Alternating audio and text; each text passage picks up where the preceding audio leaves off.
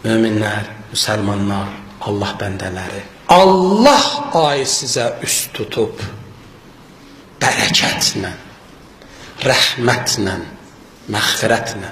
Allah ayının qədrin bilin. Allah ayı ki, saatların ən alisidir. Günləri günlərin ən alisidir. Gecələri gecələrinin fəzilətlisidir.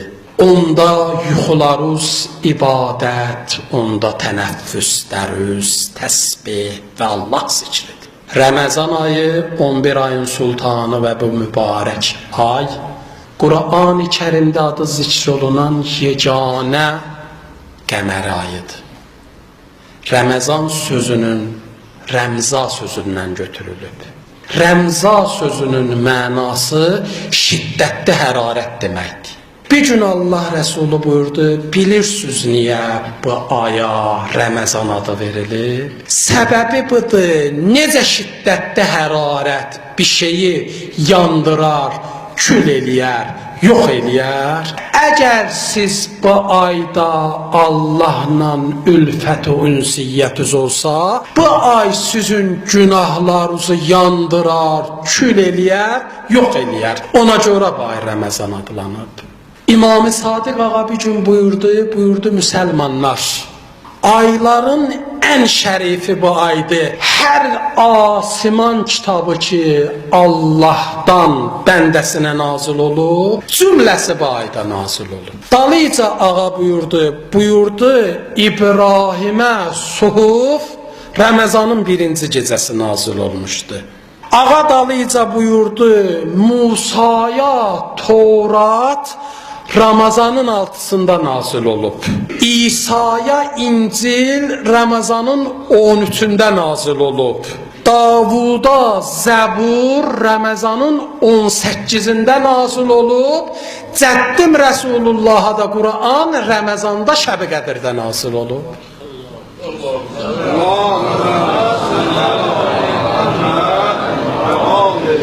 Ramazan göylərdən yerlərə ünsiyyətin, vəhyin, rabitənin baharıdır. Allahın bəndələrinə rəhmətin elan eləməsidir. Hətta Qur'an-ı Kərim, baxın Qur'an-ı Kərimin bir ayəsi bir ayədir. Hər zaman Qur'andan bir ayə oxusun, ehtivası da, savabı da bir ayədir. Yeganə ay ki bir dənə ayəsin mütəal Allah bir Qur'an hesablayıb, o Ramazan ayıdır.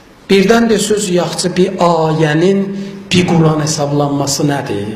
Bax, bir ayənin bir Qur'an hesablanmasının mənası budur. Əgər o ayda qəlbü Allah deyən kimi qursun, rəftarı, qarnı aç saxladığın kimi mənəviyyatı da qorusun. Deyiblər, necə bir dənə Qur'an bir insanda təsirin qoyub ömürlük xəttin təyin eləyə bilər?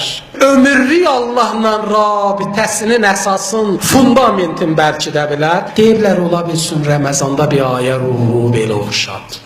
Yetər ki Allahla insan sadiq ola. Bizə deyirlər Ramazanda oruç tutur. Oruç tutmağın faydalarını bizə imamlarımız, peyğəmbərimiz sayıblar. Orucun faydalarından bir neçəsini ki sayıblar, onlardan bir neçəsini xidmət üzərsilir. Birinci şey ki deyiblər, elə insanda oruç tutan adamda təsir yarada bilər. Rəftarı cəhətdən, əməl cəhətdən insanın iradəsini möhkəmləndirməkdir. Necə? Bax, bəzən insan özünü məğlub hesablamaqla buraxır özünü axara.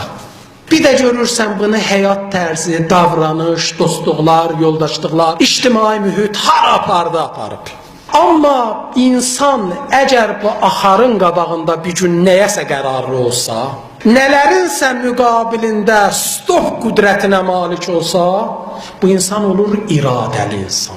Bəşər evladından kim hara çatıb? İradəsi ilə çatıb, qərarı ilə, qərarının üstündə durmağı ilə çatıb. Bizə deyiblər, onda ki sən sübh azanında özüvə söz verdin ki, yeməyəcəm, içməyəcəm, çəkməyəcəm, filan işlər ki orucu batil eləyir, eləməyəcəm, axşamı bu cür haqlayırsan. Bir surətdə iftar eləyirsən ki, sözün üstündə durubsan. Bir şeylərdən çəkinibsən ki, o şeylər zaten başqa günlər sənə halal idi.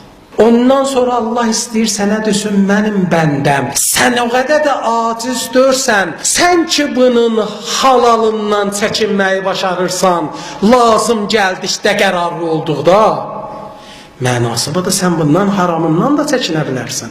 Özü yeməyin haramından çəkinə bilərsən, sən ki halalından çəkinməyi başardın. Sən özü içməklərin haramından qoruya bilərsən, sən ki halalından qorumağı başaran oğlansan. Deyiblər insanın özündə iradəsini təqviyyət eləməkdə oruc mühümdür. İkinci faydalarından bizə deyiblər, aclıqla, susuzluqla, acdarla, susuzlarla həmhiss olarsınız. Bilirsiniz həmhiss nə deməkdir? Biri bu da adam biri ilə həmrəy ola, biri ilə həmfikir ola. Məsələn, bir dənə kinoya baxırsan, görürsən orada bir nəfəri incidirlər, əziyyət eləyirlər, zərbə vururlar, zülm eləyirlər ona. Baxırsan, sən o zülmə etiraz eləyirsən, o adamın yanında olursan, tərəfində olursan. Amma bu nə qədər çox olsa, həmfikri ilə, həmrəylikdən o yana keçənməz. Bir dənə müsibət görmüş, bir Allah eləməmiş, bala dağı görmüş, bir ağır faciə yaşamış insandan, insan nə qədər onu başa düşsə, uzaq ondan həmrəy ola bilər, həmfikir ola bilər, doza bu qədər qalxar.